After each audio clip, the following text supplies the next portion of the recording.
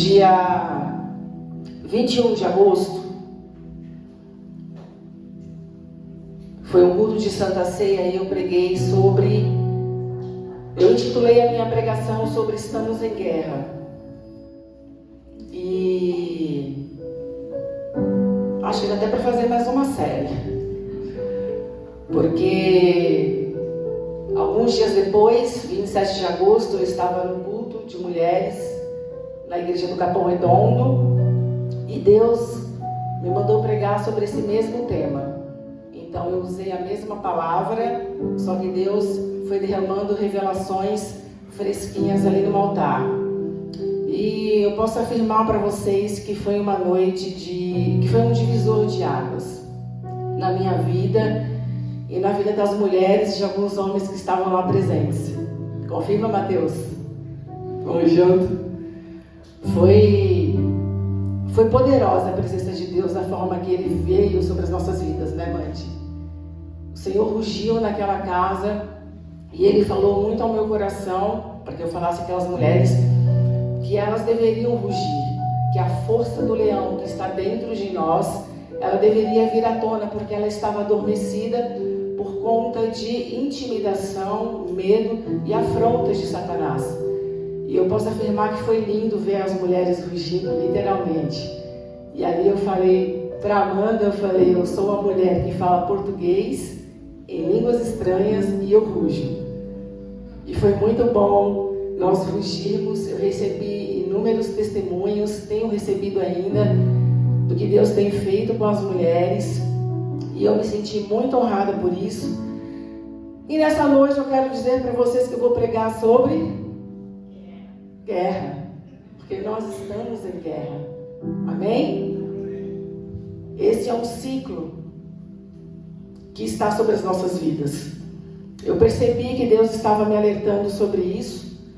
Na verdade, algum tempo antes eu preguei aqui sobre o fogo não se apagará, sobre a passagem de Levítico, onde Deus derrama um fogo do altar e Ele fala para Arão e para Moisés que aquele fogo jamais deveria ser apagado. E ali começou esse processo na minha vida e eu tenho percebido que está sobre a igreja, porque graças a Deus nós somos um corpo, nós não estamos sozinhos. Então sempre que acontece algo com você, pode ter certeza que está acontecendo no meio da igreja.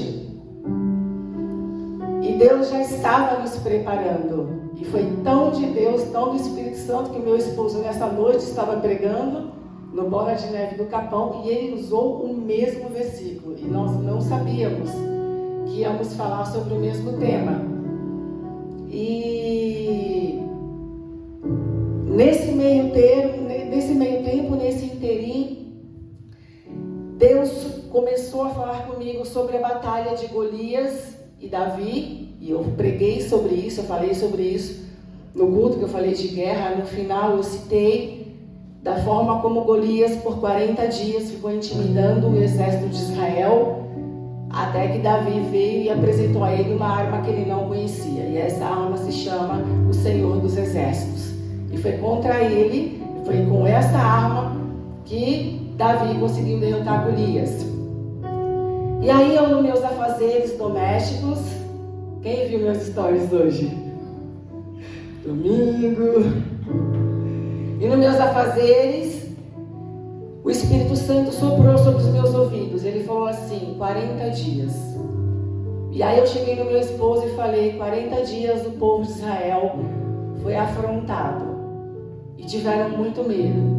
E por 40 dias eu entendi que o nosso Golias, os nossos gigantes, se levantariam com força sobre as nossas vidas.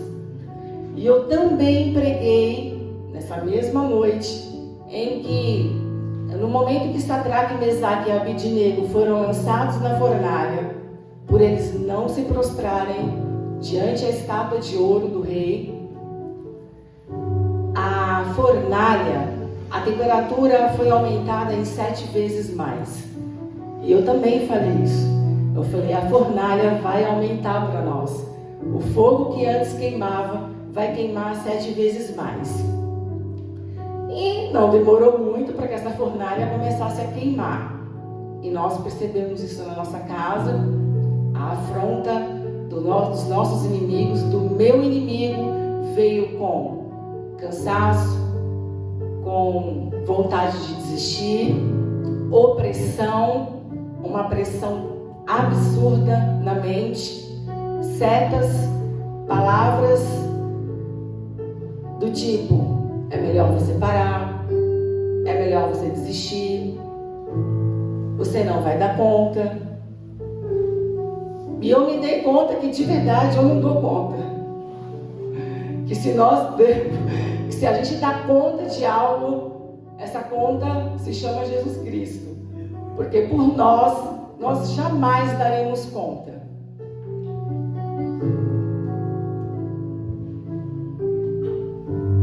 E apesar desse alerta de Deus sobre a minha vida, eu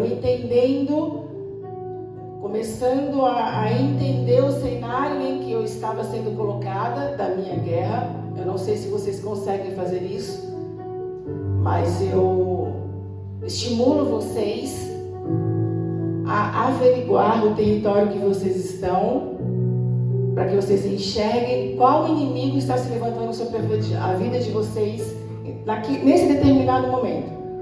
E eu já tinha entendido o meu inimigo. Ele queria me parar, ele queria me calar, ele queria colocar sobre mim um peso muito maior do que já estava.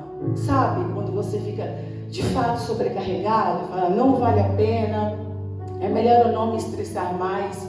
Cuidar de gente, de ser humano, dá muito trabalho. E os afazeres da minha casa me deram muito mais trabalho, começaram a pesar muito, e eu sinalizei isso para o meu esposo. Falei, eu estou muito cansada, eu estou muito sobrecarregada, minha mente não está boa. Preciso de você, me socorre aqui. E eu fui sentindo toda a armadilha, a estratégia de Satanás arquitetando sobre a minha vida. Obrigada. Só que nós somos seres humanos, nós somos falhos, nós somos fracos. A nossa carne é fraca, a nossa natureza é pecaminosa.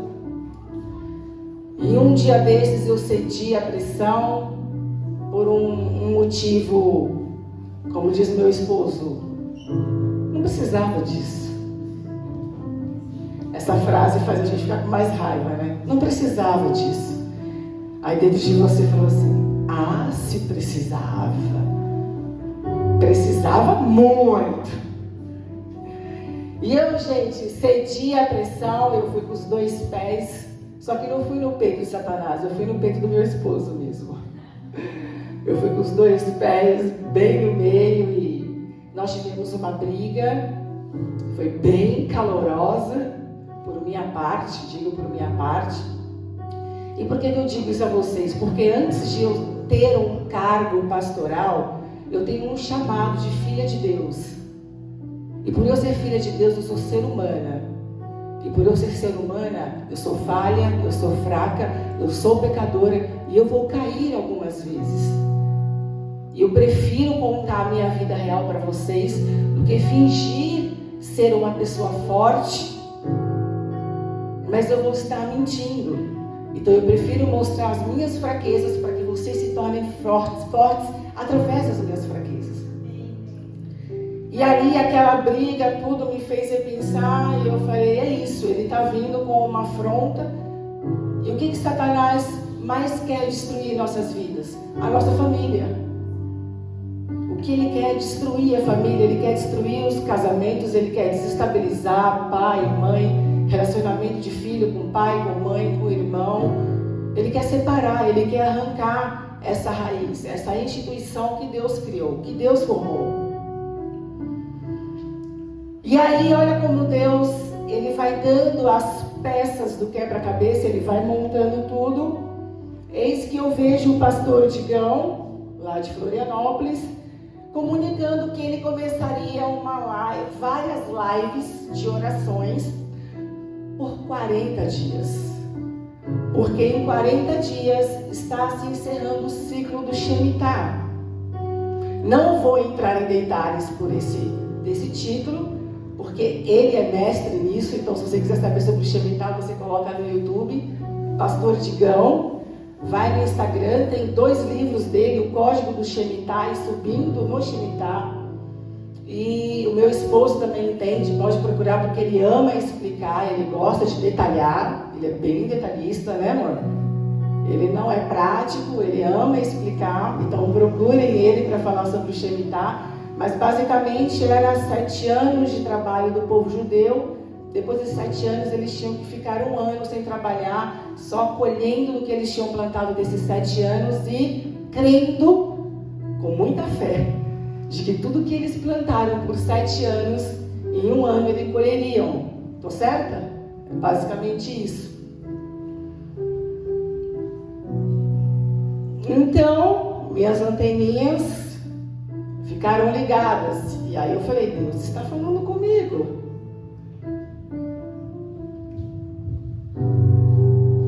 Fato é que entramos num ciclo de contra-ataque das trevas. E ele veio com força sobre as nossas emoções. Quem está comigo? Amém? Eu não estou sozinha, né? Emoções. Ah, se tivesse uma receita, eu colocaria no link da minha bio. Te faço ser pleno em Deus. Encontre o equilíbrio das emoções em 7 dias. Arrasta para cima.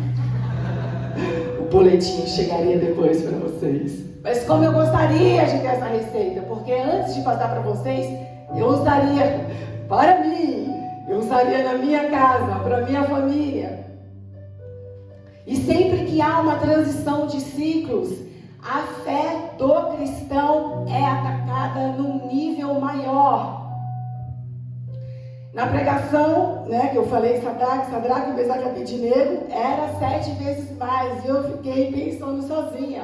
Meu Deus, o que será que foi isso? Você ir para uma fornalha onde o fogo já estava quente, já estava queimando, mas o rei fala, não, aumenta 7 vezes mais, a ponto de aqueles homens, ao serem levados para aquela fornalha, no meio do caminho, os soldados serem queimados. Nem sequer chegaram na fornalha, eles foram queimados antes, tamanha era a força daquele fogo. E é esse ataque que as trevas estão vindo contra nós e sobre nós. E por que isso?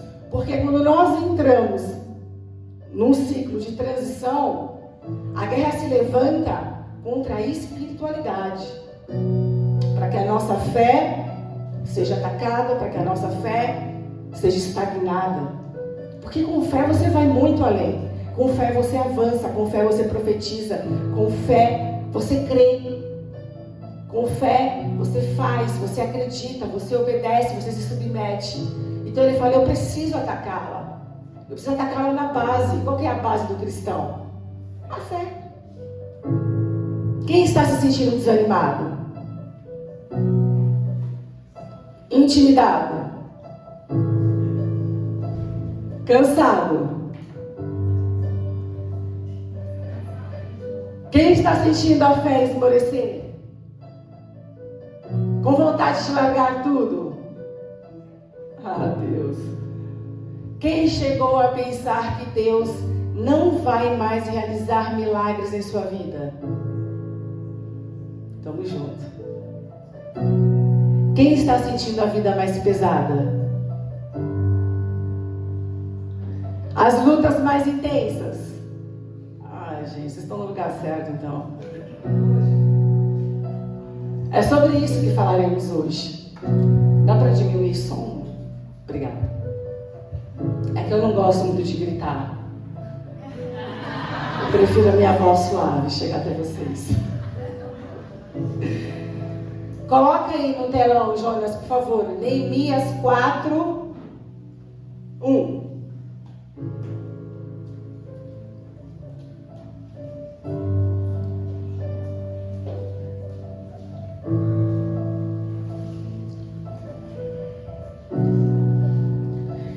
Vou ler para vocês.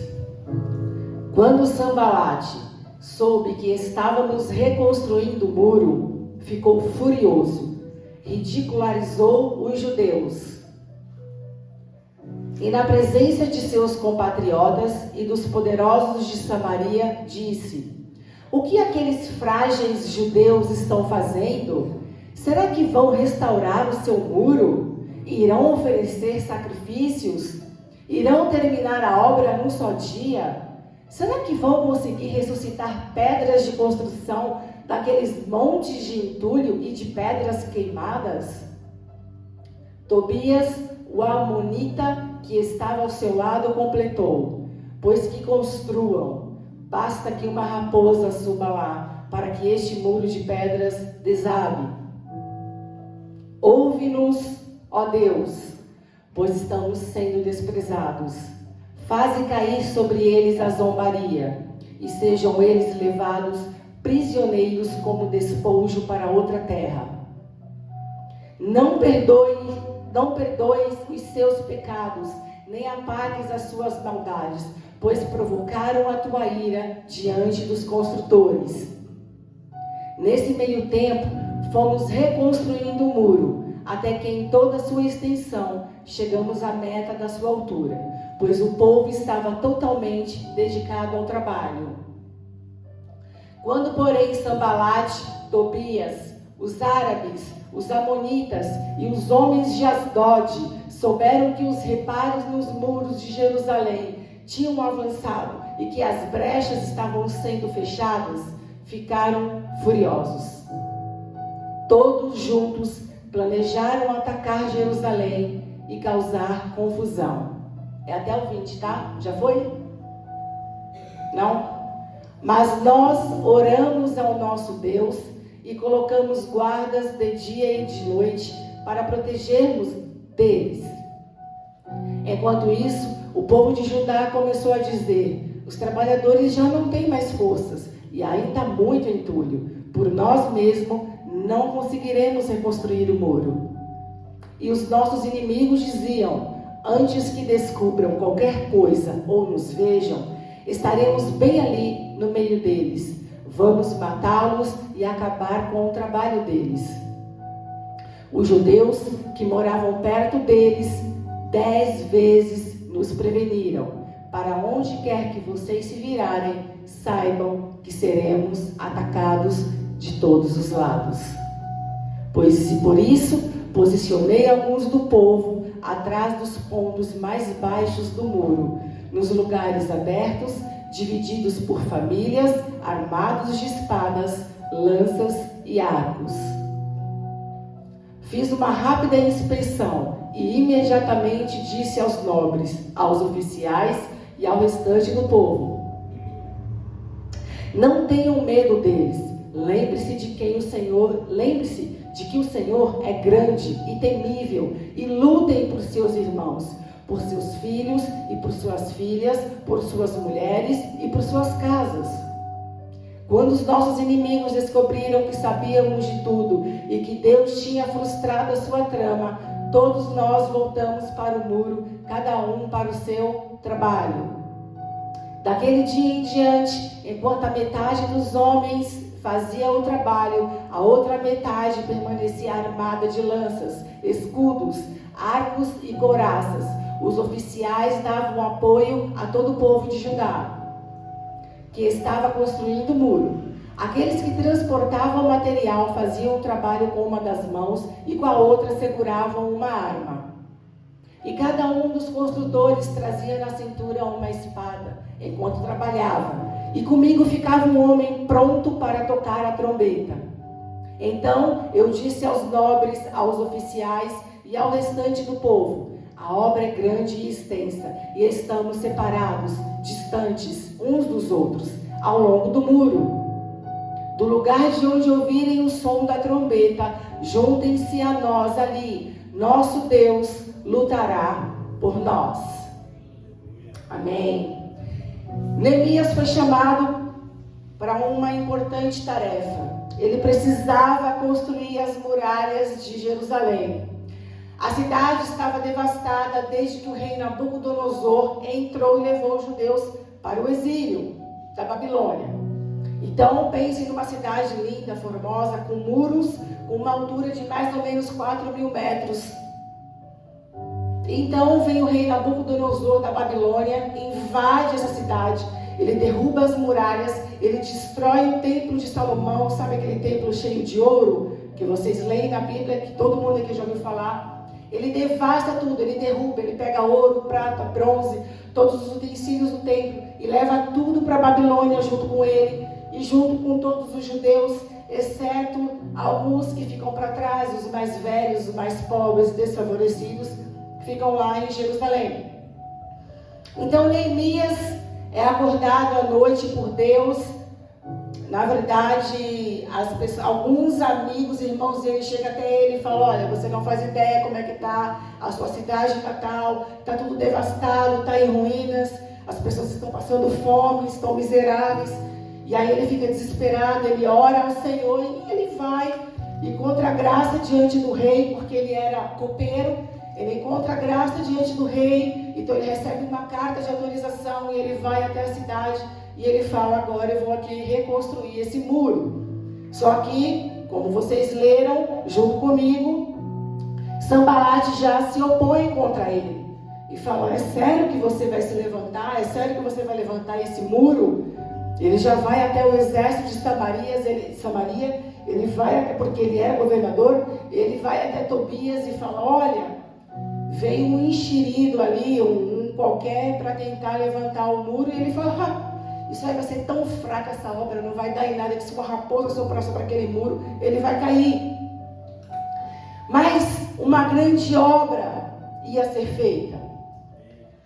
Os recursos e a mão de obra eram escassos.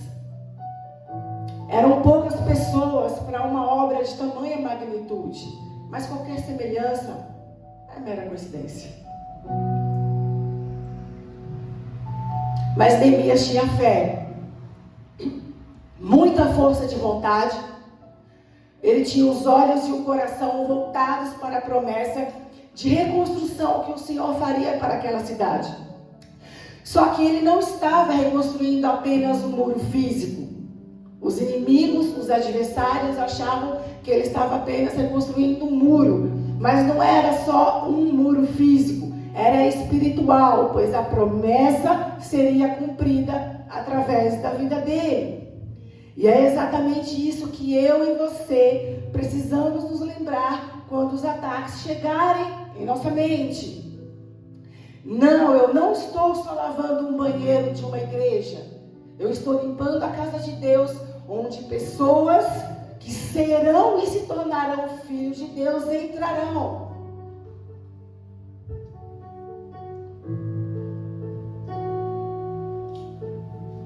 Eu não estou apenas trocando 30 fraldas por dia, fazendo mamadeira, dando banho, trocando mais fraldas. Eu estou cuidando do profeta do Senhor que impactará as nações.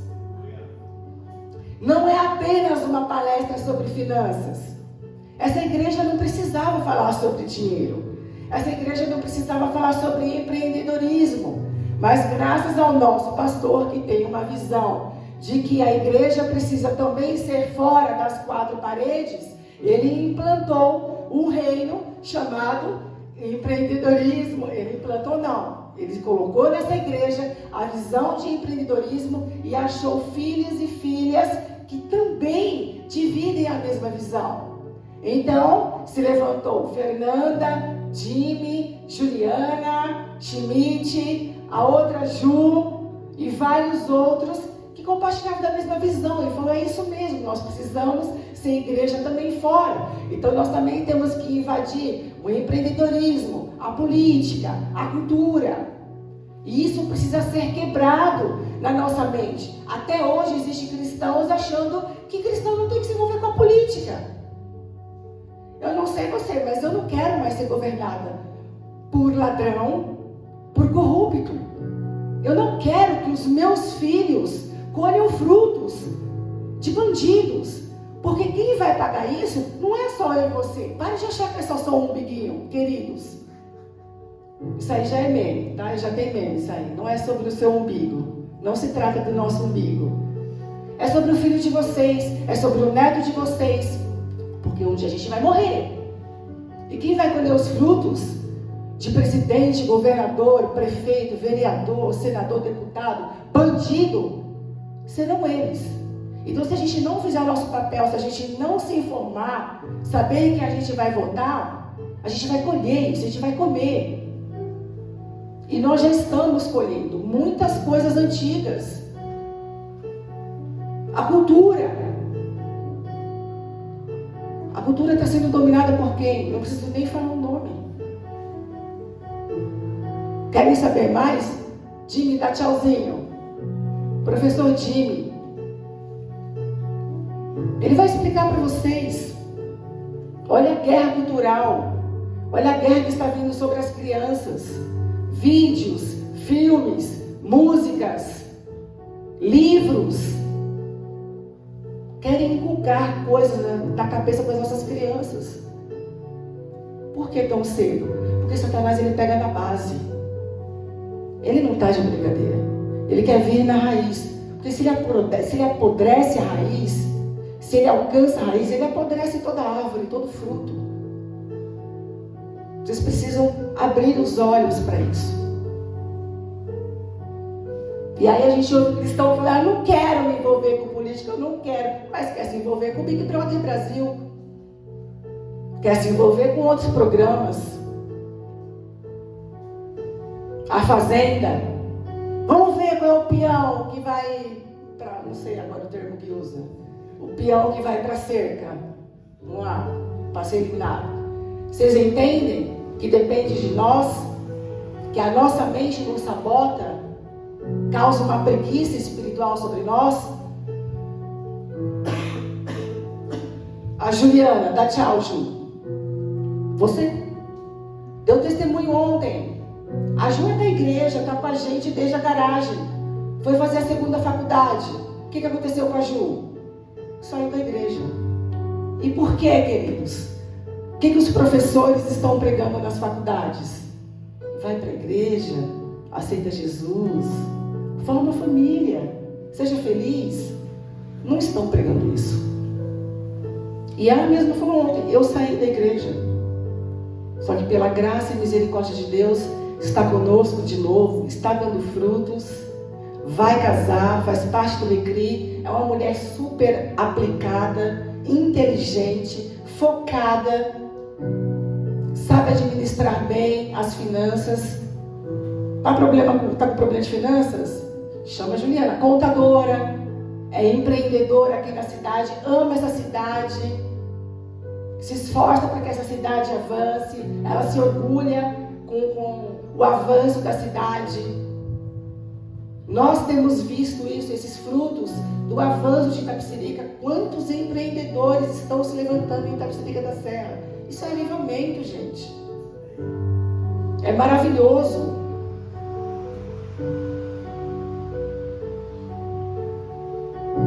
Então, voltando aqui, não é apenas uma palestra sobre finanças, mas eu estou falando com pessoas que talvez nunca entrariam numa igreja se não fosse por esse motivo, se não fosse por esse tema. E nós vimos ontem, na palestra do Recri, pessoas que não entrariam na igreja, mas estavam aqui porque está falando de empreendedorismo e de finanças. E isso está na veia deles. E eles estavam aonde? Numa igreja. Célula do Recri. Pessoas que não são cristãs estão vindo para a igreja, estão participando das células e estão aceitando Jesus. Estão achando que estão vindo aqui para tratar de negócios. Quero falar da minha empresa. Aí no final faz o quê? Escreve meu nome no livro da vida. Sabe o que está fazendo? Vai estar com o nomezinho lá, indo para o céu. Então é sobre isso. Assim como diz o slogan do Recri, que o nosso pastor, junto com a Fernanda, o Lucas Gaia, esse artista maravilhoso, né? Eles criaram um slogan falando o quê? O reino está aqui. Inclusive eu estou com a camiseta. O reino está aqui, ó, o símbolo. Se quiser comprar, Fernanda, procure no final do culto, porque isso aqui nos ajuda a manter o ministério, amém? Vocês querem palestra, vocês querem brinde, mas custa dinheiro. Então compre a camiseta, compre a caneca, amém? Para que esse ministério continue. Então, quando nós obedecemos a voz de Deus, nós nos submetemos a Deus com as nossas vidas, sacrificando as nossas vontades, nós estamos passando que mensagem? O reino está aqui. Sanbalat e Tobias, eles eram homens influentes. Como eu falei, Sanbalat era governador de Samaria. Rapidamente, ele vai falar com o exército da cidade dele. Eles viram a força, eles vieram com força sobre a vida de Neemias, que era um copeiro. Ele era o copeiro do rei. E eu enxergo a mesma discrepância entre eles, entre Davi e Golias. E quem acompanhou a minha pregação, eu falei sobre isso. Quem era Davi? O que Golias fala para Davi? Mas quem é você? Você é um nada. Você é um molecote. Você é um pivete. É sério que você vai vir contra mim? Aí chama Davi de cão, como se fosse um cãozinho, um cachorrinho.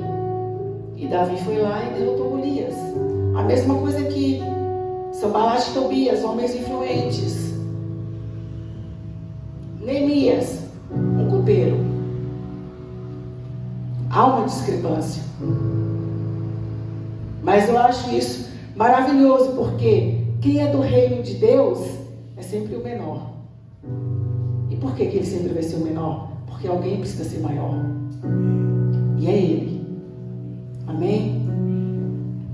Esses caras chegaram intimidando, amedrontando e desanimando. Neemias 4, do 1 ao 3 diz: tendo Sanbalat ouvindo que edificamos o muro, ardeu em ira, se indignou muito e escarneceu dos judeus.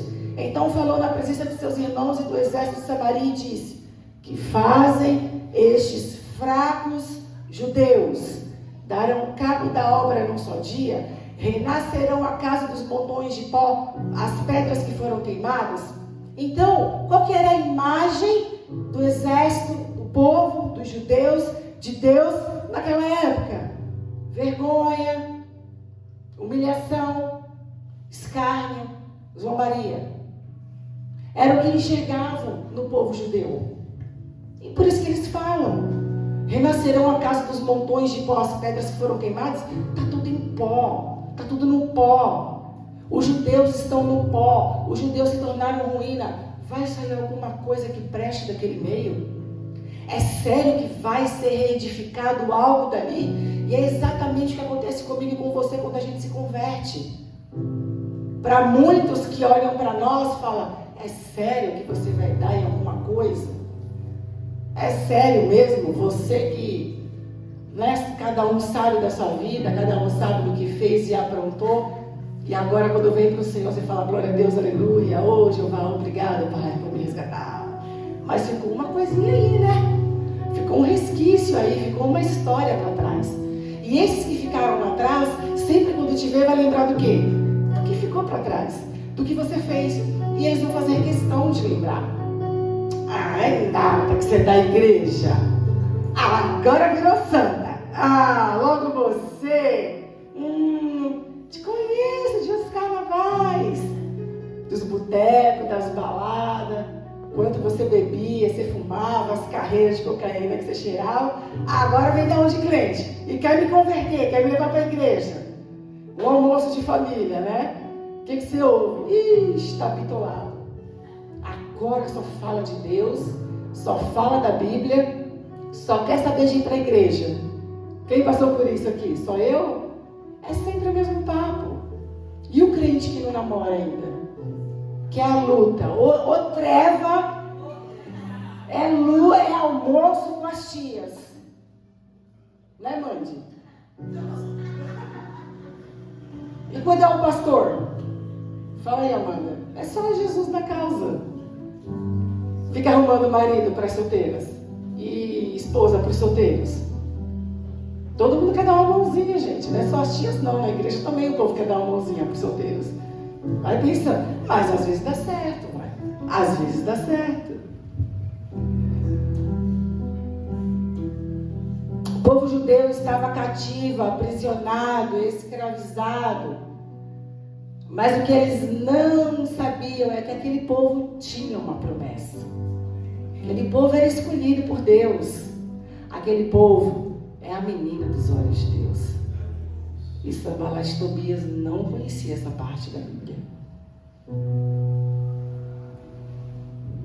O que Satanás quer que eu e você, ele quer que eu e você nos esqueçamos que nós temos promessas.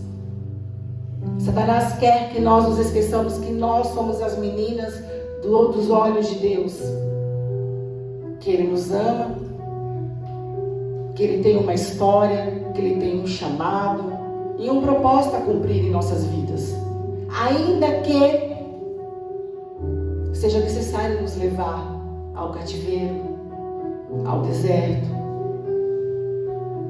para um momento de ensino, de humilhação, de arrependimento. Porque o que o deserto faz? Nos humilha. A nossa vergonha vem à tona, os nossos flagelos vêm à tona, os nossos pecados, as nossas fraquezas, as nossas falhas. É para isso. O deserto é um espelho. Você chega no deserto, você faz: oi, querido, tudo bom? Cá estou eu de novo. Eu estou te vendo em mim. Eu me vejo em você, vejo você em mim. Por quê? Porque tem um espelho. Você chega no deserto, tem aquele espelho. E não é aquele que te emagrece. Porque eu sei que tem gente aqui que procura aqueles espelhos que emagrece, né? Tem uns mais compridos assim. Tinha uma ovelha da igreja que tinha uma. Aí tinha umas pessoas que amavam na casa dela. Não sei porquê, mas estava lá o espelho, né? Né, Zé? Aquele povo que pede para tirar foto em ângulos diferentes, sabe? Né, Amanda? Ah, vocês não sabem dos bastidores. Eu falo Amanda porque não é Amanda. A Amanda tem que tirar foto de pessoas com ângulos diferentes, né? Bastidores esconde muita coisa. Aquele povo tinha uma promessa e nós temos uma promessa. Amém? E eu vou falar uma promessa de Deus sobre a sua vida e sobre a minha vida. Aí você faz assim com a mãozinha, ó. Mãozinha de filho. Que nem você quer pedir leitinho do papai. Aí eu vou falar assim. Jeremias 31.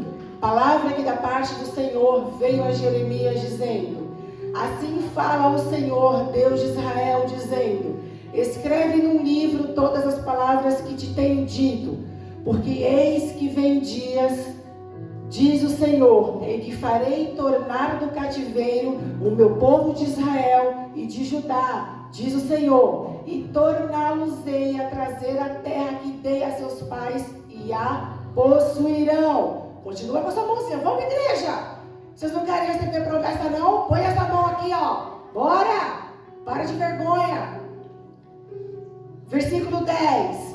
Não temas, pois tu, ó meu servo Jacó, diz o Senhor, nem te espantes, ó Israel, porque eis que te livrarei de terras de longe, e a tua descendência da terra do seu cativeiro. E Jacó voltará e descansará, e ficará em sossego, e não haverá quem o atemorize.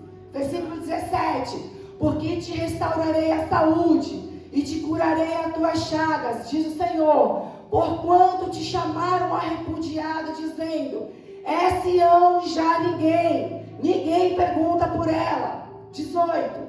Assim diz o Senhor: eis que acabarei o cativeiro das tendas de Jacó, e apiedar-me-ei das tuas moradas, e a cidade será reedificada sobre o seu montão, e o palácio permanecerá como habitualmente, e sairá deles o louvor e a voz de júbilo, e multiplicá-los-ei, e não serão diminuídos, e glorificá-los-ei, e não serão humilhados, e seus filhos serão como na antiguidade, e a sua congregação será confirmada perante o meu rosto, e punirei todos os seus opressores.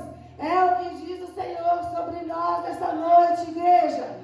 Se você crê, dê uma salva de palmas a Ele.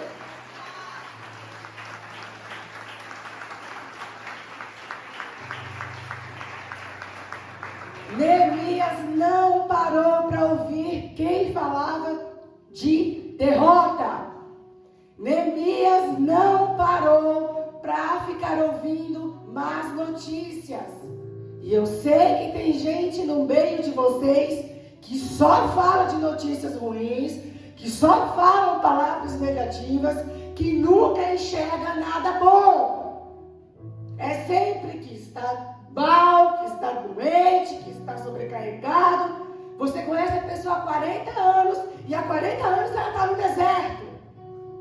Ela se coloca nesse deserto por 40 anos e não sai. Deus fala, não aguento mais ouvir você falar desse deserto. Mas você está lá, porque um espírito de autocomiseração se apossou da sua vida. E você gruda nele e fala, agora você sou eu e eu sou você. Você não quer prosperar, você não quer avançar, você não quer dar passos, porque evoluir, melhorar, dá trabalho. Mas é melhor você sentar e ficar falando, ó vidas, ó céus, ó azar.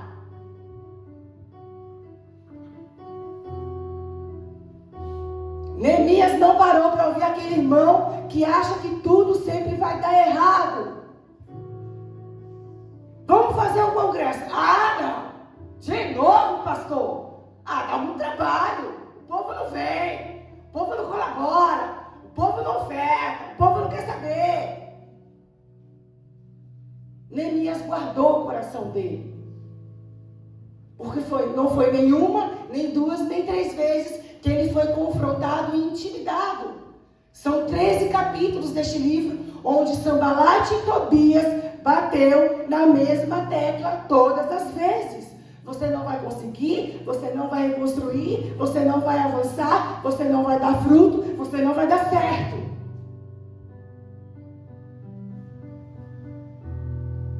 Ele guardou o coração diante do que Deus havia dito para ele. E ele foi adiante, ele obedeceu, ele fez e cumpriu o seu propósito.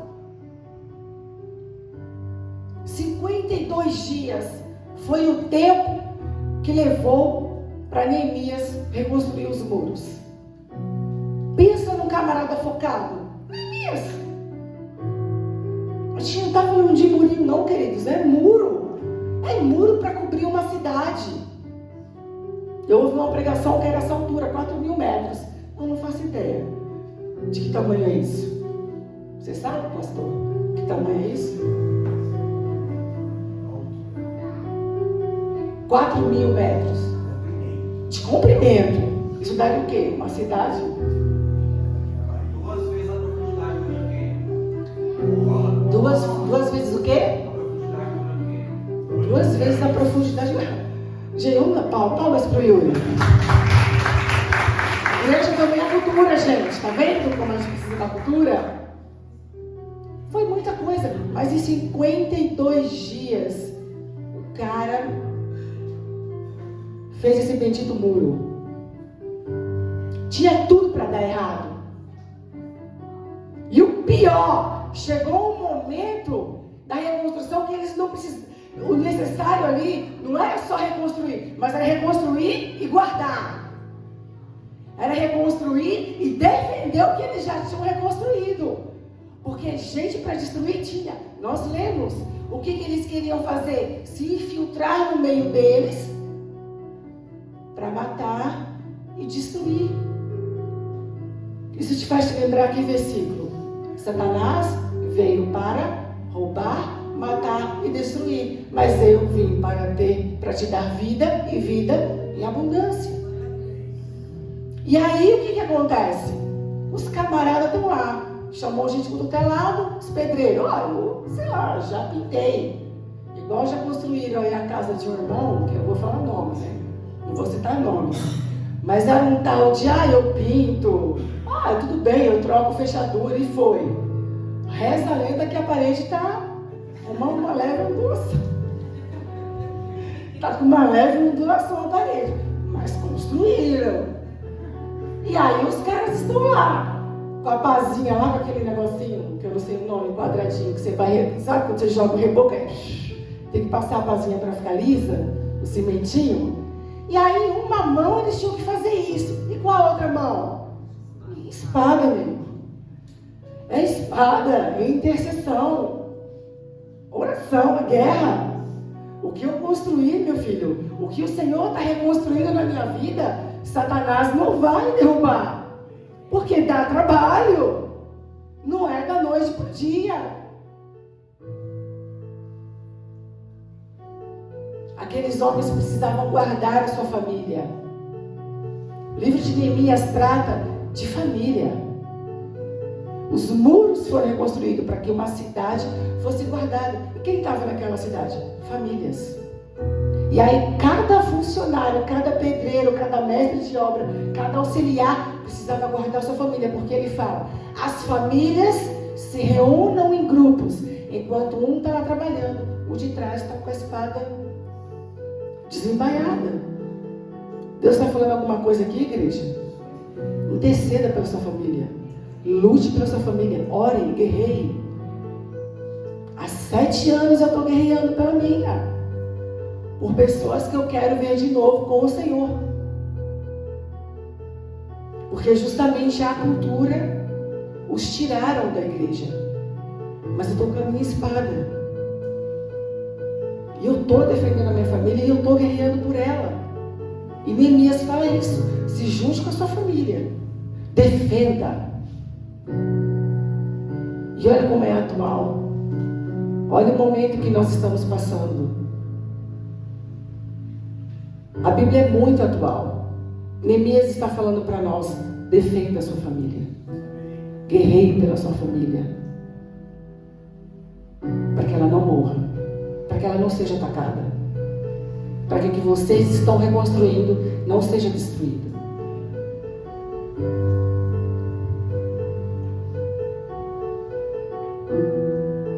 Isso fala conosco sobre presença de Deus. Oração, jejum, busca, submissão, secreto, dependência. Não adianta a gente sair fazendo por fazer. Nós temos que depender dele. Nós temos que nos esconder debaixo da sombra do Onipotente. É maravilhoso trabalhar para Deus, fazer a obra de Deus. Mas é como a Bíblia diz, ele mesmo falou: sem mim, nada podeis fazer. Não adianta nós irmos apenas na força do nosso braço, porque a gente vai se cansar. Nós vamos nos cansar, nós vamos nos frustrar. E qual que vai ser a consequência? Você vai parar.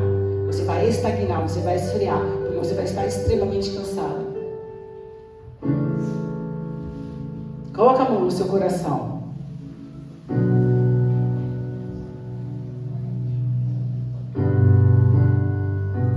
Repete assim: Senhor, não conseguimos sozinhos. Não podemos sozinhos. Não iremos sozinhos, Senhor. Nos dê direção. Nos instrua. Vá adiante de nós. Porque essa guerra não é nossa. Ela pertence ao Senhor. Amém. Sambalat e Tobias vêm para trazer desequilíbrio emocional. Vem para desanimar e confrontar a obra de Deus. É um gigante que vem para nos paralisar, para te confrontar e para te deixar na mesmice e no conformismo. Para com isso. Dá trabalho. Construir algo para Deus dá trabalho demais. E dá mesmo. Construir algo para Deus dá muito trabalho. Educar filhos para Deus dá muito trabalho. Aquela vozinha vem e fala: fica assim mesmo, para que mudar? Para que acreditar? Para que ter fé? Para que essa bobice? Ser filho de Deus é trabalho, gente. E eu não estou falando aqui em nome de Deus, não. Eu estou falando por nós. Ser filho de Deus e andar por Deus e com Deus é trabalho, não é por causa dele, é por causa de nós mesmos. por causa do nosso caráter corrompido, por causa dos nossos pecados, essa carne pecaminosa, que tanto anseia para viver os prazeres, dá trabalho. Nós precisamos fechar as brechas das nossas emoções, porque Satanás está vindo com desânimo para tirar o nosso foco. E como nós fechamos essas brechas? Fé. Fé nas promessas de Deus. Fé de quem é Deus. Fé no caráter de Deus. Fé de que Ele irá completar a boa obra que Ele começou em nossas vidas. Fé de que Ele não é homem para mentir e não é filho de homem para se arrepender. Fé. Olha para o seu irmão e fala: fé. É assim que você vai fechar as brechas.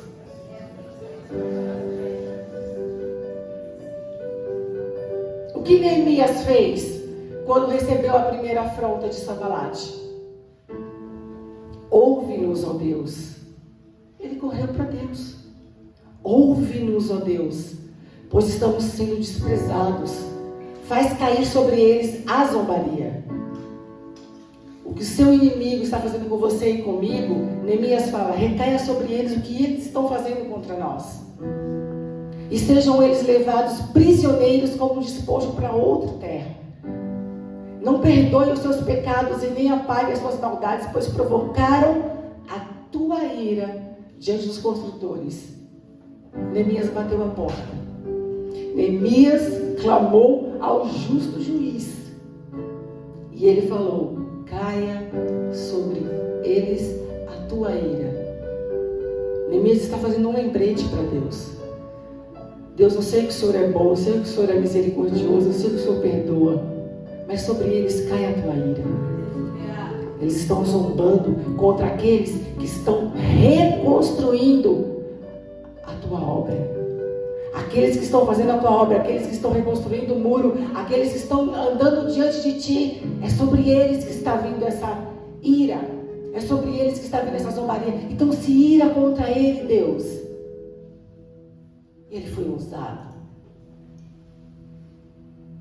É a mesma coisa da gente falar quando as minhas filhas brigam: mãe, a Flora puxou meu cabelo.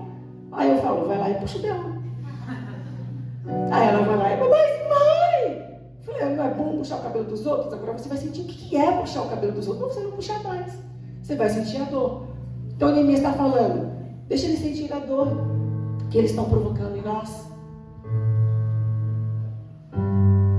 Neemias usou o segredo da parábola que Jesus falou da viúva com o juiz iníquo. Olha de novo, é como se a mesma pregação. Eu estou dividindo aqui a minha pregação e ela está se encaixando.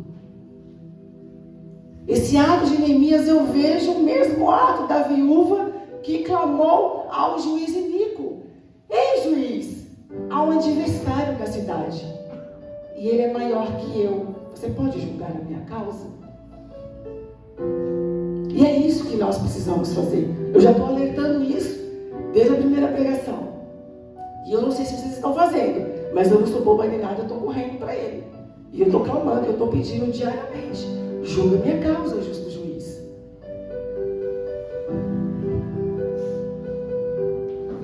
Neemias clamou a quem podia julgar a sua causa. E é esse o ciclo onde iremos clamar ao justo juiz. Esse é um ciclo onde nós estamos em guerra. Só que é um ciclo que você precisa bater a porta do juiz. Porque nós já entendemos que a guerra não é nossa. A guerra pertence ao Senhor, é o que diz a Bíblia. Nós somos exércitos de um soldado só. De um homem só. De um único Deus. De um único Senhor. Só que esse Senhor, Ele é o Senhor dos senhores. Ele é o Senhor dos exércitos. E de guerra, Ele entende muito bem. Obrigada. Satanás quer trazer apostasia sobre nós. Ele quer que a gente se dê por vencido. pelo desânimo e pelo conformismo. Eu estou falando besteira aqui, igreja? É o que está acontecendo sobre nós. E Deus está nos alertando. Deus está entregando de bandeja para a gente. Deus está dando o pão e o vinho, a faca e o queijo. Está aqui, igreja, de bandeja. Eu estou mostrando para vocês as artimanhas, as articulações de Satanás, dos soldados dele, tentando invadir o território. E vocês vão fazer o quê? Vocês vão correr para quem? Vocês vão clamar a quem? Vocês vão pedir ajuda para quem? Eu falei sobre distração, eu falei sobre pecado, eu falei sobre tentação, eu falei sobre intimidação, sobre desânimo. Dei o exemplo de Elias. Traga à memória o que foi pregado nesses últimos dias. Lucas 18, do 1 ao 8 diz: E contou-lhes também uma parábola sobre o dever de orar sempre e nunca desfalecer. O bom é que na Bíblia isso está em vermelho. Quando está em vermelho é porque Jesus está falando. Então Jesus começa Lucas 8 falando sobre o dever de orar sempre e nunca desfalecer, dizendo: havia numa cidade um certo juiz que nem a Deus temia, nem respeitava o homem. Havia também naquela mesma cidade uma certa viúva que ia ter com ele, dizendo: faze-me justiça contra o meu adversário. E por algum tempo não quis atendê-la, mas depois disse consigo: ainda que não temo a Deus nem respeito os homens, todavia, como esta viúva me molesta, hei de fazer-lhe justiça, para que, enfim, não volte e me importune muito. E disse o Senhor: ouviu o que diz o injusto juiz. E Deus não fará justiça aos seus escolhidos, que clamam a Ele de dia e de noite, ainda que tardio para com eles? Digo-vos que depressa lhes fará justiça. Quando, porém, vier o Filho do Homem, porventura achará fé na terra? Mais um alerta. O anticristo se levantará contra tudo que é de Deus, e ele quer que as pessoas vivam como se não houvesse mundo espiritual. O anticristo, o espírito do anticristo, Satanás quer que o povo de Deus viva numa apostasia tamanha a ponto de você não acreditar que há um mundo espiritual, que há uma guerra sendo travada. Apostasia, frieza, cansaço, desânimo, setas, mentiras. Mas como Neemias,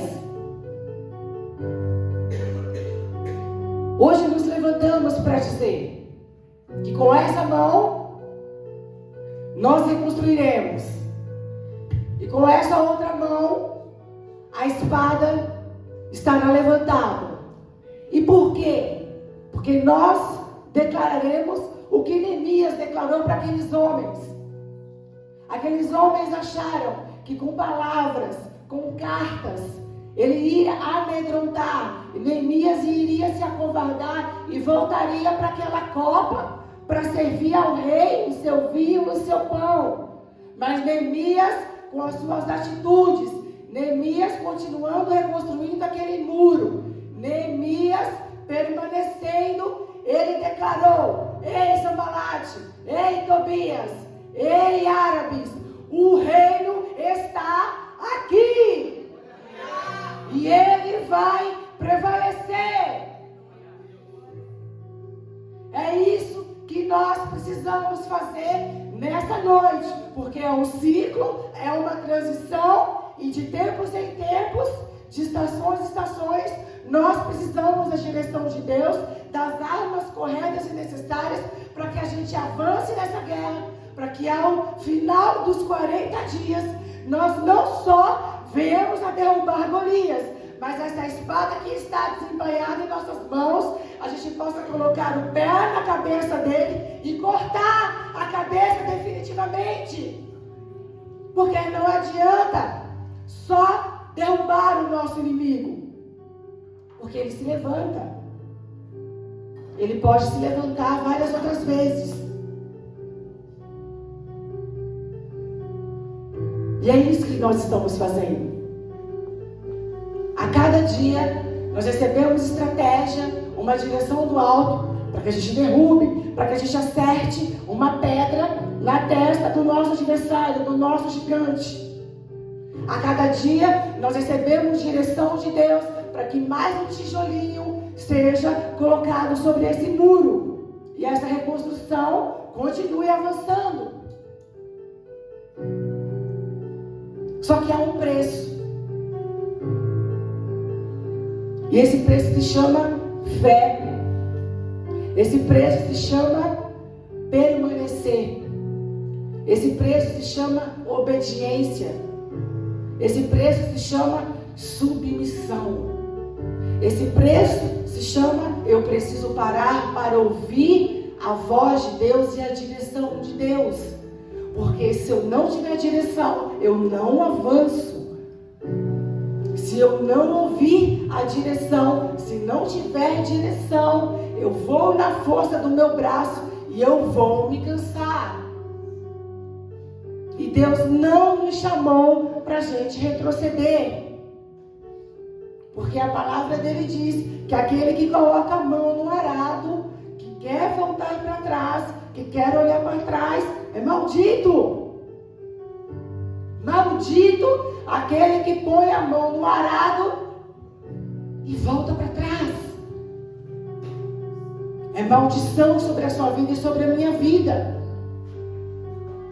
Só que hoje é mais uma noite para nós escolhermos de que lado nós estaremos, em qual exército nós vamos servir e qual voz nós vamos ouvir e obedecer. Qual comando nós estamos obedecendo? Qual é a voz de comando que nós estamos obedecendo? A que a gente mais ouvir. E qual é a voz que nós estamos mais ouvindo? A voz de Deus ou a voz de Sanbalate e Tobias? Porque se você está com medo, se você está amedrontado, se você está sentindo sua fé esmorecer, esfriar, se o medo está tomando o seu coração numa proporção que você está com medo do amanhã, você não sabe o que vai acontecer, se você não tem mais forças para orar, se você não consegue mais abrir a Bíblia para ler um versículo, se você não consegue levantar os seus olhos e clamar ao justo juiz, é Sanbalate e Tobias que está dominando a sua vida. E se não está tomando, ele está começando. A começar por mim. E eu precisava entregar isso para vocês, porque essa chave foi entregue para mim hoje de manhã. Deus sabe dos meus gigantes. Deus sabe dos momentos de guerra, de opressão e de pressão que eu tenho vivido diariamente. E eu não sei a sua, mas eu sei a minha, e é por isso que eu estou derramando sobre vocês. Eu sei do que eu tenho escutado e vivido todos os dias. E eu falo para vocês, Sanbalate e Tobias estavam falando muito alto sobre mim. A voz deles estava ecoando na minha mente. Até que Deus falou, feche as brechas. É pelas brechas que você perde a unção. É pelas brechas que você perde a presença. É pelas brechas que você perde a fé. Neemias foi chamado para reparar o muro e para fechar as brechas. E hoje as brechas que nós precisamos fechar, as brechas que nós precisamos mandar embora se chama desânimo, frieza, medo, intimidação, procrastinação.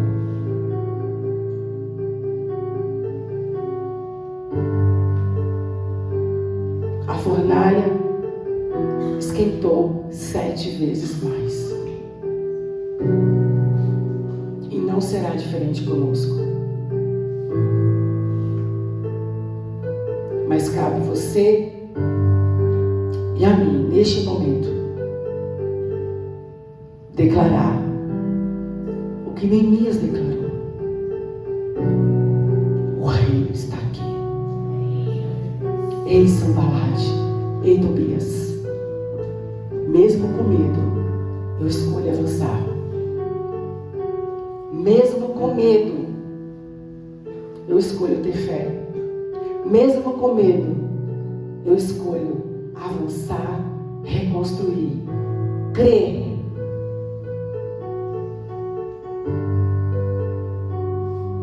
Quem aqui canta? Porque Ele vive, posso crer.